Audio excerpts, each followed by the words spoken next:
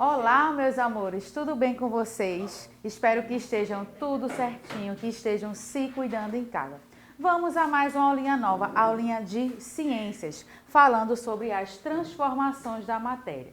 Então, se começarmos a observar ao nosso redor, podemos perceber que muitos materiais têm a sua estrutura modificada, ou seja, são elementos que eles sofrem mudanças. Então, como um exemplo, a caixinha de suco que você toma, que você amassa e joga no lixo, quando a mamãe ou o papai, a vovó, a titia cozinha um arroz, um feijão e ele aumenta de volume, ele sofre uma mudança, como também um vidro quando quebra, sofre também uma mudança.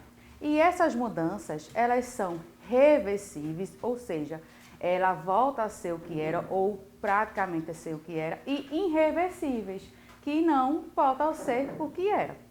E essas transformações físicas, elas são classificadas em duas: transformações física e transformação química. Então vamos lá para a primeira, as transformações físicas. Ocorre quando a substância que constitui a matéria não passa por transformação alguma, que não produzem novas substâncias, ou seja, a matéria continua a mesma, porém o tamanho e a forma e a aparência do material podem sofrer mudanças, mas não na sua composição e são reversíveis. Eu trouxe um exemplo aqui, um papel. Você pode perceber que ao eu rasgar o papel, ele sofreu mudança no seu formato e no seu tamanho, mas a substância que compõe o papel, ele não se modificou. Trouxe mais outro exemplo aqui também, como o vidro. A substância do vidro, ele não se modificou. Se modificou a forma ao ser quebrado, mas o que compõe o vidro não foi modificado. Temos também o gelo que nada mais é do que a água em seu estado sólido, certo? Então, ele sofreu essa transformação, colocando no congelador, se submeteu a uma baixa temperatura. E para ser modificada, ela pode voltar a ser o que era. Ela é reversível, só basta tirar do congelador. Já os metais, quando eles são submetidos a uma elevada temperatura, eles se derretem e a pessoa pode transformar em qualquer objeto de acordo com a sua necessidade. Então, ele também é reversível, ele pode voltar a seu estado anterior. Aqui também temos o exemplo de transformações químicas. As transformações químicas ocorrem quando a composição passa por mudanças, ou seja, uma ou mais substâncias altera dando origem a novos componentes. Ocorre o que chamamos de uma reação química e é irreversível, ou seja, quando o material transformado não pode voltar a ser o que era.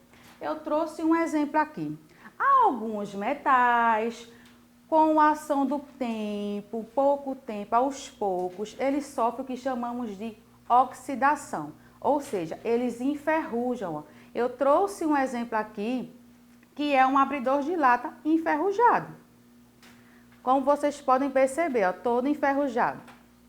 Ele sofreu a oxidação. Então, ele não pode voltar a ser o que era. Quando ele começa a sofrer essa reação química, não volta, ok?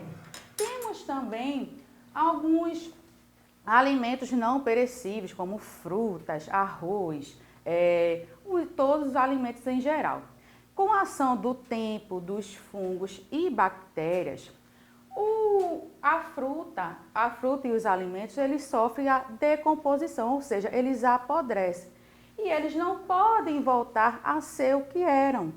Não tem como, então ela é irreversível. Chamamos de reação química. Olha aqui, eu trouxe a fotinha de um cadeado enferrujado, como eu já citei no exemplo aqui do abridor de lata.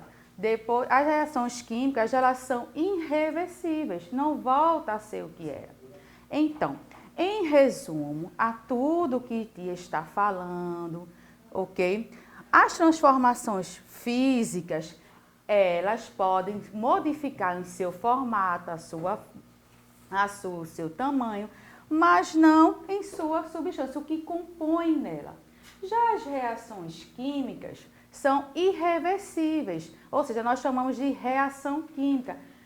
E ela não pode voltar a ser o que era, ok? E para melhor fixação desse assunto, vocês irão responder a página 18 e 19 do livro de ciências de vocês, ok? Então, não esquece de dar aquele like. Qualquer dúvida, pode procurar a tia e até logo.